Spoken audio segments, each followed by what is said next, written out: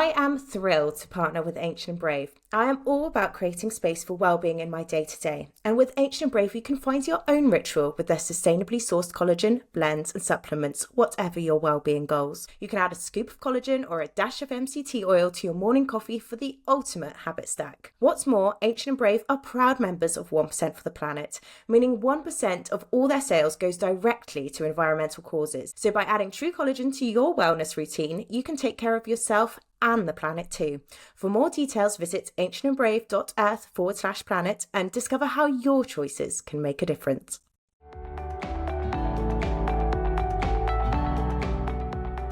Hello, I'm Caroline Marshall and welcome to Bump to Business Owner, the podcast speaking to mums in business, you. I'll be in conversation with some of the most inspiring women and mothers in enterprise about their journey, how they created their successful businesses alongside raising their children, and what that looks like in work and family life. Hello and welcome to today's episode of Bump to Business Owner. I am your host, Caroline Marshall, and today we welcome Jen, the founder of Etta Loves, and she's also mum to Etta and her little sister, Uma. Etta Loves was born from Jen's passion for providing babies with the best possible visual experiences to support their development while making everyday moments easier for parents and carers. With a strong commitment to excellence, she collaborates with leading experts in infant vision and her dedicated team to create the most optimized sensory essentials in the world, designed with both science and sustainability in mind. The idea for Etta Loves came to Jen when her first daughter Etta was just 6 weeks old. She noticed Etta staring intently at the black and white pattern jumper she was wearing while feeding, completely ignoring the plain muslin on her shoulder. To Jen's surprise, Etta fed for longer and the usual overwhelm of feeding seemed to lift. The light bulb moment sparked her fascination with infant vision and inspired her to harness the science behind what babies can see. Driven by this newfound passion, Jen set out to transform everyday baby essentials, starting with muslins, into powerful sensory tools that captivate tiny eyes and bring calm to daily routines.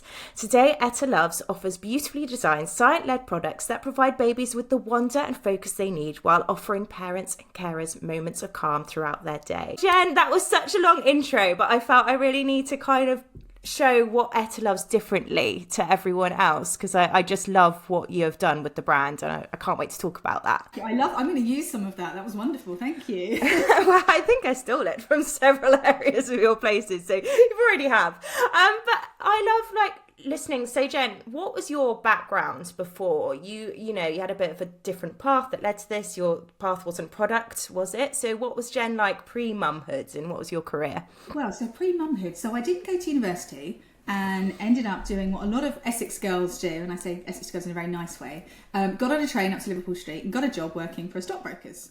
Oh, really? Is that what a lot of Essex girls do? I didn't know that. Well, a lot of people that I work with that I lived near who didn't go to university, you get on a train and you go, and sometimes you went into accounting. Obviously, a lot of financial district is where the train ends up. So he was the first recruitment consultant, said, "Oh, hi there." Very shell-shocked that I hadn't got into uni, so it was all going a bit wrong, and got a job in a stockbrokers and. So why didn't you go to uni? You said, was that a plan? It was the plan. I didn't get my grades, and it was heartbreaking. And I actually can't really take myself back to think about that process of going, I'm not going to have a year out and reapply, or I'm not going to retake. I just went, that's fine.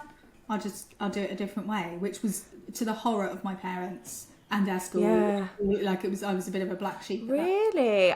Because that is quite often what you do. I'll take a year out and then maybe apply somewhere else. Where had you applied for? I wanted to go to Leeds. To do business management, which I'm sure that is a great degree, but it was kind of the I don't know what I want to do degree, business management. Whereas a lot of my friends, they were going into medicine and law and into really quite impressive careers, which they ended up in. So yeah, I found myself in a stockbroker. Didn't last very long, lasted about 18 months because I realised I just wanted to chat. I was very sociable, and there I was in the reconciliations team, which is effectively you have multiple screens and you're reconciling foreign currencies. And it's very boring. I found it very boring. I'm sure some people find it perfect. And if you're chatty, not like the best. Annoyed. I think they like me, but they're just annoyed with me because I kept putting them off their numbers. I was like, sorry. So I realised it wasn't for me. And then through a friend of my dad's, which is very helpful, his friend's daughter worked for an advertising agency. And again, I wasn't that sure what went on in an ad agency, as in the day-to-day. But I don't think anyone does when they leave. No. I remember thinking, oh, maybe I'll do marketing with my music degree. I had no idea what it was. Look like, exactly. So I went into this, it was a media agency. So all I thought was advertising. I said, can I come and do like an internship? Can I come and see what this is? Because it sounds really fun. So I went and did that, and then I got sort of promoted into a grad role very quickly. And then just stayed in media for about, well, up until I gave up to do Etta Loves full time. So after I'd had my second child. So I stayed in Wow. 16, 17 years and absolutely loved it. But not very helpful when you're trying to launch a product business. Like, great to have a marketing background, but everything else is completely alien to me. Yeah, I bet. And I guess, and you got onto the grad scheme, but I guess you weren't even of graduate age, were you? So you ended up like fast tracking yourself, Jen. That's a bit ahead, so actually it turned out okay. So Yeah, I love that because it is inspiring. Because I think we're a bit more open now. I think our generation, it was like go to uni if you want a good job, and I think we're a bit more open now of like, well, it's a lot of money now, and it might not necessarily be the right thing for every person to go, kind of thing. Yeah, and that in the role experience set me up really well. Lots of different types of accounts, and then moved to the biggest agencies sort of globally, and absolutely loved it. So yeah, and how, if I'm honest. how was it having your children there? Because I think like so many people I speak to on this podcast also have agency backgrounds, and they loved it, but it just was tough having kids in that.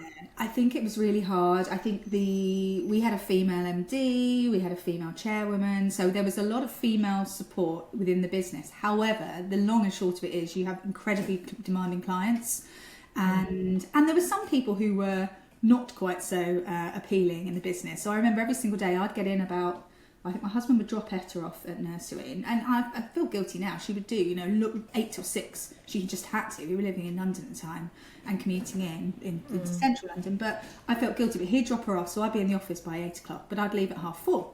And one of the male senior colleagues would just go, "Oh, thanks for coming in," every single day when I got up to leave, because there was an expectation you'd always work long hours, which I did for my career until that point. So you have that. It's not like you left her in as long as you could in nursery. It's not exactly. I had to get her, or the fines become horrific, and I wanted to see her before bed. Well, yeah, exactly that. It's also the other part of like, I'd like to see my child today, and I just wish we'd had that more confidence with that sort of person to be like, yeah, got to see my child at some point. Exactly that. And then I remember one point I was just about to pick Etta up. It was about 10 to 6. I just got off the tube, was rushing to meet deadline. I had a client call me. And he was not a particularly pleasant client. And he said, you need to get back to the office now or you lose this account.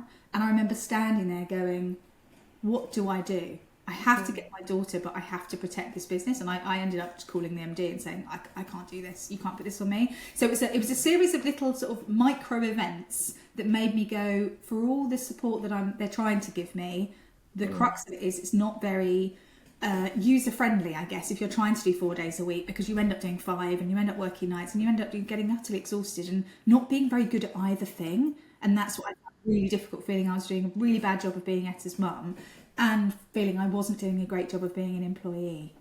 So that was my challenge.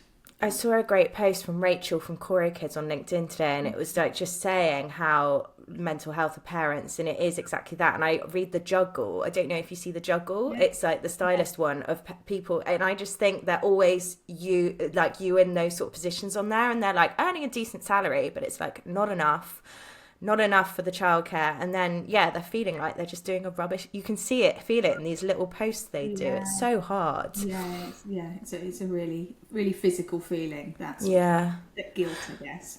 So you had the idea for Etta Loves with obviously Etta. So how was this in the background or while you were somehow managing to also work and? It was in the background. So she gave me the idea during a feed. She was 4 weeks, 6 weeks. She was very little. It was a real blur at that point. I know my husband had gone back after his 4 weeks off. And it was quite early in the trenches at that point.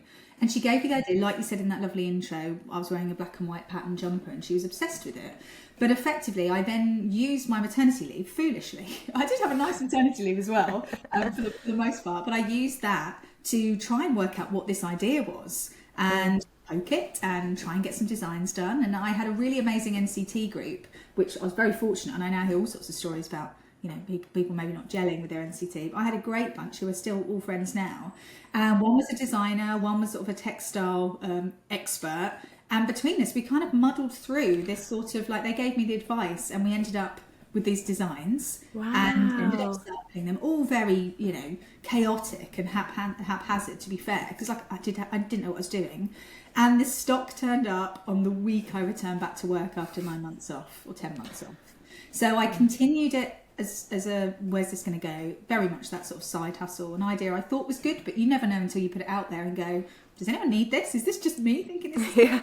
And then when I got pregnant with Uma, who was 2.5 years younger than Etta, I just said, you know what, I'm going to, and again, this sounds ridiculous saying it out loud, I said, I'm going to use my maternity leave to really push the business. I mean, what? And I'll try not to go back.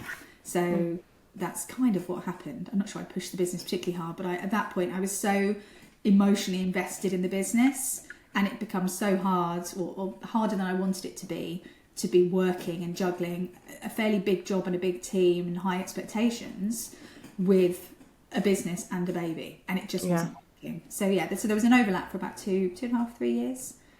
That's why I love these stories, because it sounds crazy, but it is actually so true. Like the demands of working with a child, it's like it drives some of us to be like on our maternity leave to be like, well, I'm going to give this a good go, and it's got to work basically because I need out somehow. And it's insane because it wasn't like either of my children were particularly chilled out. I mean, we thankfully didn't struggle with tongue tie or reflux or anything that I know can really have such a huge impact on so many months, but they didn't nap well, they didn't sleep well, Good. I'm here for everyone who says they didn't, because my second didn't nap well, and so everyone who's like, I just did it during nap times. I'm like, we can't set this expectation of working during naps.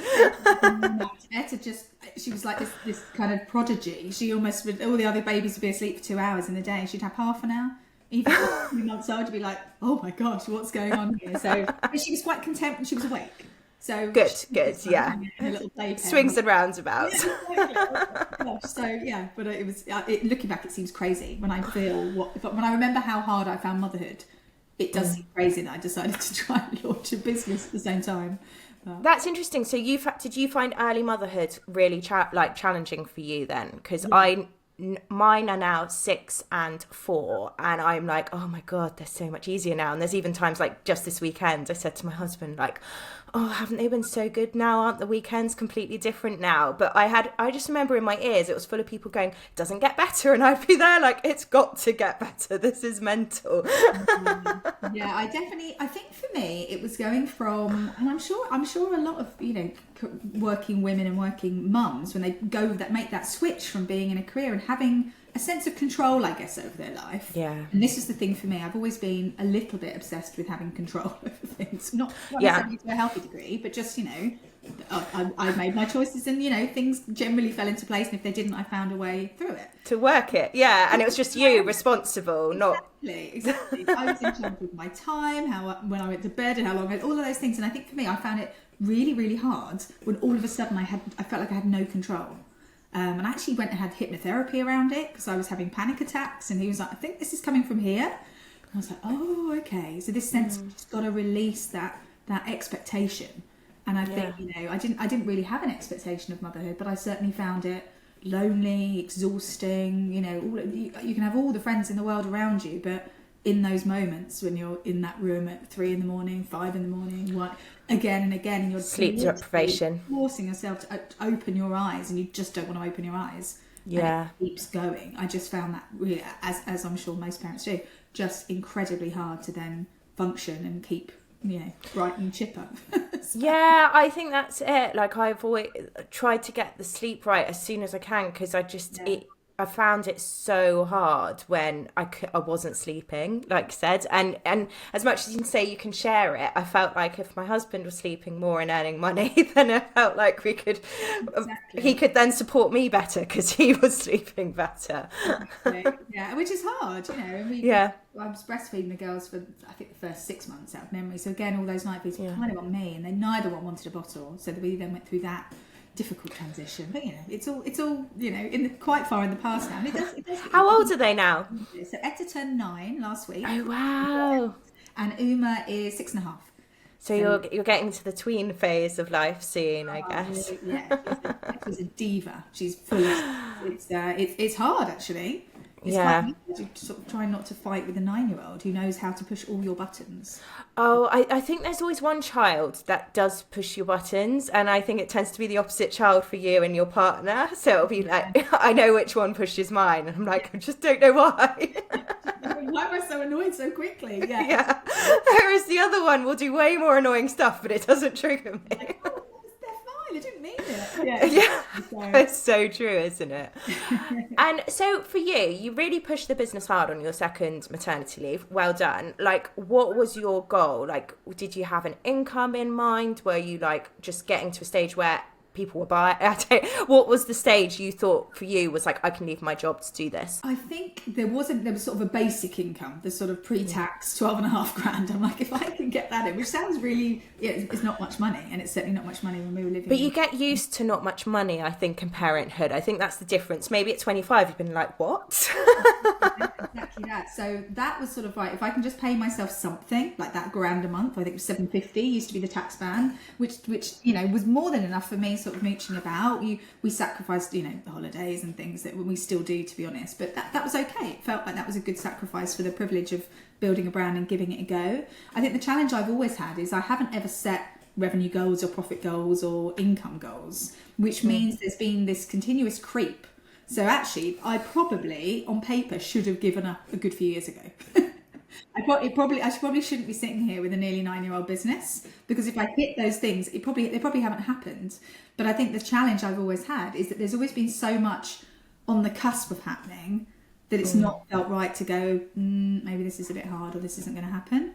So it's not like I've ever sat there with this desolate wasteland of no customers, no prospects, no retailers. There's always been like, oh, we've just engaged in those conversations with whether it's John Lewis or whether it's someone really exciting. And you go, oh, if we can just get to there. So there's always this kind of been this, if we can just get to, which is possibly not good business sense. No, I feel like, I don't know, I feel like I kind of relate to that. There's always something you're like, if we just get this, if we just launch this, I do think that's the entrepreneurial thing that makes you keep going, isn't it? It's this slightly misplaced optimism, I think. This huge love and passion for what we're building, and this such sort of almost an unwavering belief that it's just really hard to ever stop, which is not necessarily great. And I've seen quite a few friends recently have decided to stop their businesses for financial or whatever it might be, and you just see the wrestle they're having internally, because the numbers might say don't do this, or the state of their relationships and how it's impacting their mental health says stop, but you give it your all, and it's incredibly hard to actually give up, even though giving up it shouldn't be a negative. No, and I think more and more we're seeing giving up, I think when you've got to founderhood, we've both given up another career for this kind of thing, which is a good thing, ultimately. And that's really interesting, actually, something a point to make, because it has felt quite overwhelming the past year or so, the small businesses, the product businesses that have suffered. And how has that felt from your side, like seeing that, like businesses you might have started around the same time as? It's equally heartbreaking as it is a sense of relief for them, if that makes sense. And whenever I sort of reach out and go, are you okay? Like, I'm really proud of you. Like, I hope you're really proud. There's always that sense of, I'm really proud, but I'm really sad. And I think that's what I feel for them. And I can feel that, because I can very quickly put myself in their shoes and go, God, that could just as easily be me. I could still make that choice now. We're doing well, but we're not what a lot of people, I think, probably think the business is from the outside in. So internally, it goes to show you never know what every business is struggling with. You never know what every founder and every team is struggling with, personally and professionally. So it breaks my heart a bit, but I also feel a sense of relief, because I know that if I ever go down that route, a weight will lift. I'll feel desperately sad, but a weight will lift, because it will have been, you don't make that decision lightly. So that decision is more than likely the right thing to do. Yeah. Oh, definitely. I completely agree with that. And no, it's interesting because you say in a time of success, like I think people, especially in a time of social media and snazzy websites and like press and PR, people can look at this and be like, oh, they're doing so well, they must be massive. And the reality of so many business owners, I know that's not the behind the scenes case, especially as my business is getting behind the scenes of a lot of businesses. I answer all the Shopify inbox. And the first one's like an FAQ, it's a bot. And then I'm like, oh, hi, it's Jen. What can I can add that to your order. And they're like, what? I didn't expect it to be. I'm like, well, why not? It's me and 2 other people.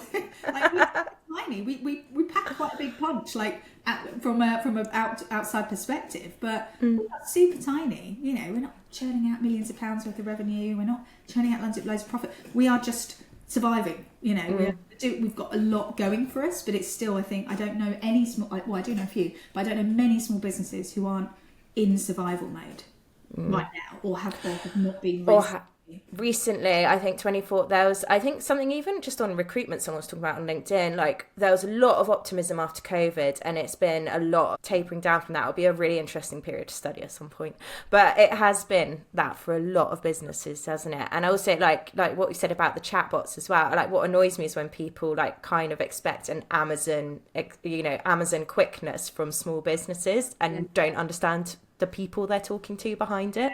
Well, our auto response says, I'm probably hanging out with Etta and Emma, I'll be back to you soon.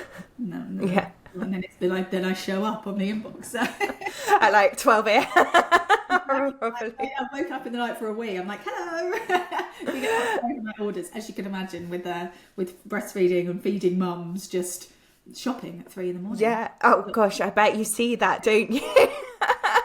Like, they'll be like, oh, I hear it will make feeding easier. Let's just buy it at 3 a.m. I need this. Well, how do I get it? Exactly. So, yeah. And, you've gone down a route which I see so many mum-owned businesses going down. Firstly, the sustainability and the quality from that side, but also for you, which I think is fascinating, is the scientific evidence behind it. What made you could have easily gone down another route of they like this print and no science behind it. I just know. Like, what made you go down this route of really being invested in that side of the business? Well, I think for me, and I can't probably answer that fully because I can't remember at that point what made me do what. However, I think my mantra's always been, if something's worth doing, it's worth doing well. Like, I do really believe that. And in this instance, when it's for infant vision, yes, I could have just put black and white patterns on, but then what's the story? And there was stuff that was black and white out there. There was nothing essentials. There were no muslins. There were no, there might have been playmats that had black and white as well as this sort of cacophony of colours. But I just thought, let's do this properly, because I'm not going to give up maternity leave and then, where this might go for something that isn't great. Perhaps if I wasn't working, if I was, if I just had a different life and different path, and I could have just given it a go, then maybe I would have done it differently. But I think actually the idea was, how do we support infant vision? Well, I need to know what they can see and how they see, otherwise it's going to be wrong. And actually, there's since been a wave of, I use copycats, I will say copycats, a wave of copycats and people inspired by what we came up with, which is flattering, and that's fine. And I would say none of them that I can think of actually employ the science. They'll all put visual references to, why babies like black and white as proven by this old, thesis back in whatever, but no one is doing that leaning in. But for me, that was the core of it. Otherwise, what is it? It's black and white. And it could just be any other thing. And also the babies aren't going to love it as much. It won't work. Like, these things actually work because of the scales, because of the, the pure science that starts at the point where we get the design brief. It's like, okay, this might be the theme we're going for. What do we need to work in, and what sizes do we need, and what patterns are they going to like, and how do they all work together? So without that, it's a guess, isn't it? Yeah. In the same way as babies might love like Etta loved the jumper.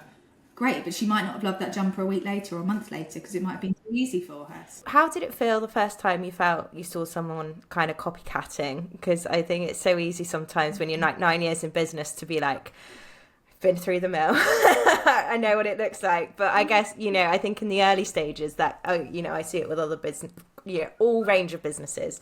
This happens.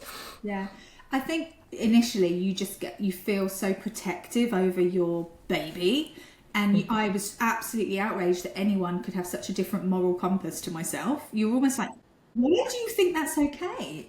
I'm not gonna lie, we've had a couple of cease and desist letters go out only when people, I am protective, and we have design rights and all the things we can do, but I can't patent sensory muslins. That was my invention, but that can now exist anyone can claim that.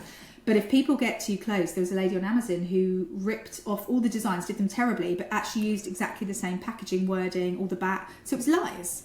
So I took her down, as in was like, please don't sell this. This is clearly, and you can always find these people as customers. You find them buying the product they copy, because if they're that daft to copy, they're that daft to have bought from you with their real name. And you're like, come on, size. So that gives you quite strong evidence. But I mean, even last week I found someone else who had a sensory Dalmatian, a sensory fur, and I'm like, at least come up with some new prints. Like, it's just so. But those I was like, you know what, that's fine, because what tends to happen realistically, unless a big brand, like if someone of my big retailers starts to copy, that would be a problem. But, Yeah. you know, I like to think that wouldn't happen. But if it's a smaller one, it's not their idea. So how are they going to drive it forward? How are they going to find that passion and think of the next idea for that business when it's not their idea in the first place? So what you tend to see, and I've learned quite quickly, is just let them burn themselves out or change direction. And if they get really close and it's overtly copying your product and your IP, fire them a letter. And most people don't want to go through it, and I don't either. I mean, I don't really want to ever take it any further. It's expensive. But most people will just, that warning shot, they go, okay, you're on to me, and they move away. Or maybe they've even realised they've copied. I think, like you said, if they're that stupid to buy with a name, it's like, sometimes they don't even realise you shouldn't be copying people. Exactly. They definitely know they're copied, but sometimes they just think it's fine, it's a free-for-all. And you're like... Oh. Yeah. No, and I like what you said, because it is so true, because I always think about this, you know, service-based businesses can have the same thing, but they're not in your brain. So they may be copying you, but they're not the one step ahead you already are with what Etta Loves is doing next. They're not there. Yeah, absolutely. Yeah. Like, you're going to copy me, do it better. Have you already had any challenges with the products you offer and big businesses, like you say? Because I think that's always... I don't know, I find this from an agency perspective. I'm friends and colleagues with a lot of people in my interview with agencies, but then there's always the big ones that offer cheaper but they're paying their staff like nothing compared to what we're doing. And do you find that similar? Like, the quality obviously isn't going to be there with the bigger guys, but is that hard competition? We've been lucky so far. We haven't had any biggies copy us, I'd say, directly, you know, and I think it's possibly only a matter of time, and then I'll tackle that bridge and see. But I think it's very hard to win those battles, and what you tend to see is smaller businesses like mine will tend to take that battle into their followers and their customers and say, can we have this fight?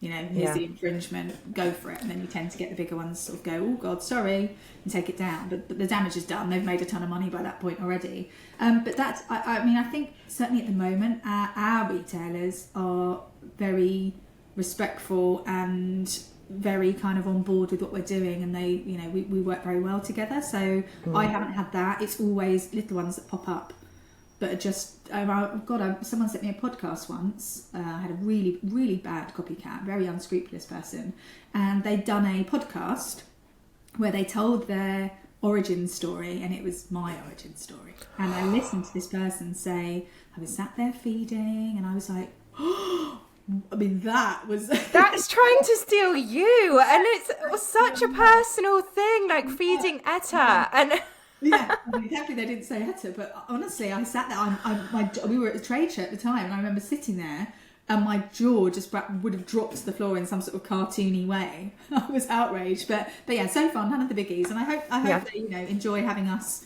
and supporting us as a, you know, an independent, innovative brand, rather than going, oh, we'll have a piece of that and do it cheaper and possibly with less sustainability or less science. So, but you never know what's in the corner. Have you found your business, like, do you tend to do more direct sales, or is it, the getting into the retailers, what's that journey been like? It's been a real shift. I think I always thought go website first, because technically, in theory, you have the best margins, you obviously get to build that relationship, you have the customer data, whether that's emails, whatever that might be, so you get to then encourage repeats and all of that. So I always thought direct first. So we have a website for UK, US and Europe to do that. However, I think what I've realised is certainly for it's really hard to get in front of parents. You know, it's expensive. There's obviously a ton of people becoming parents or second time or third time parents, and it's very hard to find them. It's increasingly more expensive to get your product in front to drive that awareness that you even exist. So actually getting with the right retailers has become a little bit more of a priority for us. There's definitely been a shift in our strategy. Our website's still going to have everything on it, still going to have exclusives, etc., and have that real customer service and all of the bits that are what's so wonderful about a small business. And me on the chat. Still there. 20 years time, I'm like, hi John.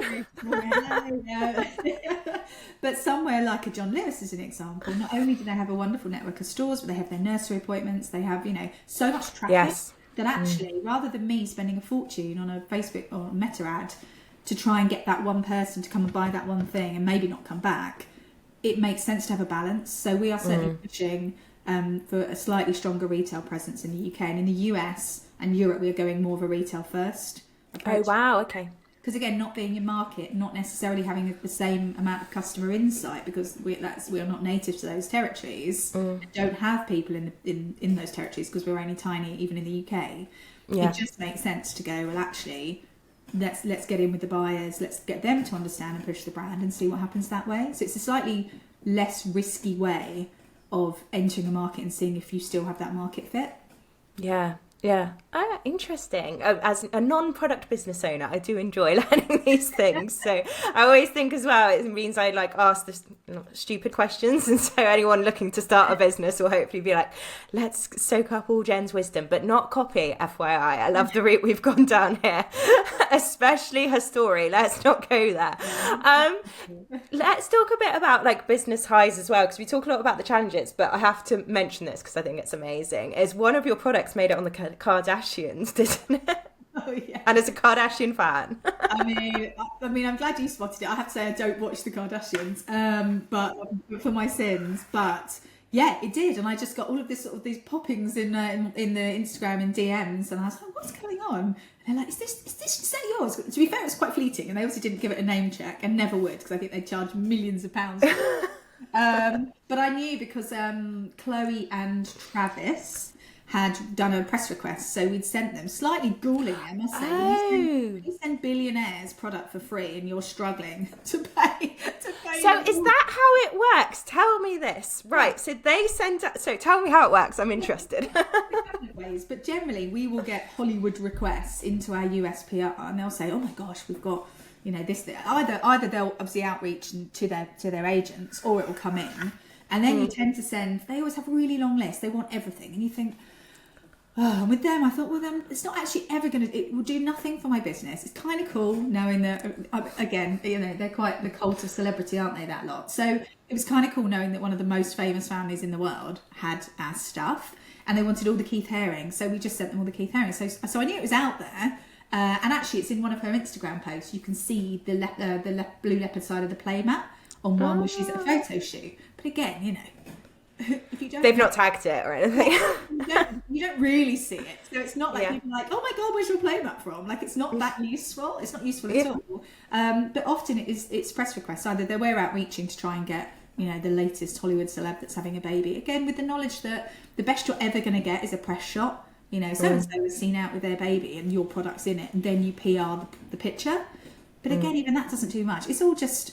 You just try, you throw stuff at the wall and you see what sticks. It's still a lot of that, to be honest. Yeah. It's to get an article in Forbes or on, whatever it might be, or some sort of top whatever baby gear list in Stylist or something. You're way better to get the features and little product mentions than a celeb. Yeah. Your stuff for free. I know, that it is crazy. Think about it. It's they could get anything they want, and they're getting these small businesses that could really do with your business. It's interesting to know. So you didn't really get, I think, from back to business, it didn't really get anything from that, because I guess you've got such a loyal following customer base. They're the ones that are going to be like, oh my god, kind of thing. Yeah, we definitely get a lot more from either far smaller influencers whose followers just absolutely love watching their day-to-day life. So if they recommend something, people believe them, and I think that's the difference, isn't it? For any of the bigger mentions we've had, surprisingly, they do very little. You might get a sale or two, but they're not game-changing. The bigger ones are, like I said, those recommendations, or even all the ones that I'll never know about, the ones that happen in coffee shops or on a walk around a park with mums. Yeah. They're the ones that kind of just keep that little network of understanding and awareness going, and that's that's always going to be the most important thing. So and people do get annoyed when they see celebs have got your stuff and they put gifted, and you're like, it's part of the game, unfortunately. It's not my favourite bit of it, but it's just something you... And it is a game. I think that's what people... when you start... That's why you see quite recurring founders, is they have learnt the game, in a sense, of, with different businesses. And it's that so much work. Actually, I did a post on this yesterday. So much work you do gets unpaid, and you don't know where it's going to go. And you have to get used to that, don't you? Absolutely. Yeah, it's a lot of hard work, but a huge chunk of luck is needed, I think. Yeah. I mean, you've done amazing. And something I wanted to briefly talk about as well is I'm starting this Goldman Sachs program soon, and I found out you went on it as well. I'd love to know what made you apply for that, and what kind of have your plans for growth been with Etta Loves? Yeah, so you're on the one starting in February, yes, February 2025, if anyone's listening back. So yeah, I'm a bit scared about the time involvement, so maybe we should also talk about that, because next level, because I do all the pickups, and there's some webinars in the pickups, so it has been, I'm lucky I've got a husband who can be flexible in his job and just say to his bosses, he's in a very small startup, my wife's doing this, I'm going to be doing the pickup at these times, bear with me. But it is a extra juggle when you're a mother in the early years doing that. Yeah, absolutely. And also, so I applied for it because I saw it and thought, actually, that'd be really interesting. Because I think, yes, I've had nearly 9 years building this business, but it's all just been learning through mistakes, learning through asking questions, learning through leaning on other people. It's never been active learning, as in me going, right, I've got every book under the sun, all these Shoe Dog and all these how to build brands, this, that and the other, and you're like, yeah, I'm going to read, and I never do. There's very little yes, it's so hard to read these books. I had about 23, I counted them the other day, and I've just got a shelf of this, it's like a desolate wasteland of books that have never, the first chapter's been read, and then it's something happens. So I just thought, you know what, because I guess for me as well, I'm thinking, I don't know what's next. I know we've got a lot of opportunities in Etta Loves, and that we could go far potentially. So number one, I need to be ready for what that looks like, and how do I upskill myself to have a better ability to run this business as the CEO. I'm far more creative than financial and analytical.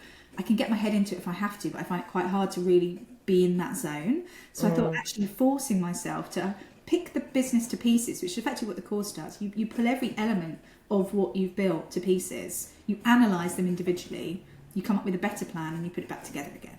So it's very enlightening. It's also, you feel quite exposed. There were lots of tears on that course, actually. Okay, good to know. If I be the first, that then more will come. I was the first to go because okay. Oh, this is good. It makes you feel good. I'm glad we had this chat. and it's one of those courses where it really makes you dig into, well, what's your purpose? Your business purpose. Why do you do this? But also, why do you do this? And is it giving you everything you need in life? And when you sit with those questions, oh my God, it's incredibly enlightening. It's very powerful to genuinely stop and think, rather than just keep going and keep going, And like you were saying just now, there've been loads of amazing, successful moments. But by the time you announce them and everyone else is celebrating, they've been signed off for 6 months or more. You have to stop and celebrate. So actually to stop and celebrate, but also recognise those failures and those things you did badly, or where you dropped the ball, whether it's with people or with product or with anything, stopping and having that was absolutely fascinating. So I think I emerged from it after a very intense 4 months with a phenomenal group of people who I can now lean on. And there's so much support, because I think when you go through it, you're very exposed. Everyone is, and there's a lot of vulnerability in those seminars, in those breakout groups, you go away, so you've got 3 away weekends, so you really do form quite close bonds with people. But even the people that I possibly didn't even speak to for more than a quick morning hello, because there's 70 of you and you're always in a rush to go, there's not much free time, even those people have come out with huge support, and vice versa. So I think for me, it was investing in my abilities now and for the future for Etta Loves, but also what's next. And if ever the business is not run by me, or does close, or whatever it might be, what do I want to go and do next? I've got a very old head of marketing experience. Well, you've been doing that with Etta Loves, so it's not stopped. That's true, very different. I mean, that was like a multi-million-pound budget. It was like Warner Brothers and the likes. You've now experienced all the budgets as a small business owner. Yeah, £30. I'm often like that when my husband's like, you should advertise more, and I'm like, let me find the beans. Let me look at this jeans. Definitely. Exactly. So it was as much for my future, whatever that looks like. And I've not done that ever before. And I've now, again, I don't remember applying. I'm now at the Department of Business and Trade, an international export course. Thing. Oh, amazing! So when's that starting? So you're now a bit of a course addict. No, that started 2 weeks ago, and it's only, I think it's 4 months, but it's only 1 day a month in-person meetup. Okay. And then they take us all to somewhere in Europe to do like a cultural immersion and understand kind of how you do trade in that country. So that's interesting. Because again, that's a lot more pointed. That is, okay, we want UK businesses to be more confident in exporting. So, hi. Amazing. That's so exciting, and giving a glimpse into your future plans. Have you got any other future plans to share? Nothing I can share. I mean, we have the most exciting things going on. I mean, I feel like I say that every year. I think because we do collaborations now, sort of every year or 2 years, it means there's always something ridiculously exciting that's beyond my wildest dreams about to happen. So that's happening in September, my first Beyond My Wildest Dreams. And then something else is, I've got a big meeting tomorrow about something in April next year. So I think it's almost a case of just keep all the plates spinning, get to these points, keep the business going, keep trying to grow, keep, all of these things, which are, none of them are a given. I don't think it's a given for any business of my size that we will still be here next year. No. I just think there's so many unknowns, especially now with America and how any tariffs are going to impact that business. And it is like that. And even I went to a talk with the CEO of SoulCycle, which is like £5 million. Huge, not a huge business, but like, a bigger business than, that many that I talk to. But they were like, no one does 5-year plans anymore and do just even that size business, because they're like, we just don't, COVID, recessions, no one knows what's going to happen. So no one's doing those longer plans that people used to do. So when people are like, where do you want to be in 10 years time? I'm like, I don't think we need to plan that far. Holiday. I'd like a holiday. Definitely in the Maldives, if that's there. Anywhere right now, just yes, so true. And just a little bit, because we talked about this off, like, how do you manage your days then? Your kids are like, no, are you largely the one who does the school runs? Have you managed this around your kids? How has that been? It's tricky, but yes, I'll do. So my husband works in London, and we're a 4-hour round commute to London, so he's got that on top of a working day, 3 days every day. 3 days a week. Okay. So wow. That's still a lot, yeah. I'm in London 1 day a fortnight, probably, just not planned, but as in there'll be a meeting that comes up. So we've got that sort of throws things, but generally I will do most of the drop-offs and pickups, certainly the middle of the week when he's not here, so someone has to. And obviously you get the added distraction of then one might have an after-school club, so you've actually got 2 pickups, or does gymnastics, and they do swimming on a Friday, and it's all ridiculously close to the actual time you can physically get there. So swimming's a really hard club to always sort yourself out for. If there's a club, I'm like, let's just miss it this week. I miss so many swimmings. I feel guilty because that's for me the non-negotiable. Yeah, it's actually the most serious club, isn't it? In a big river, and I'm like, you've just got to learn to swim because you're going to fall in.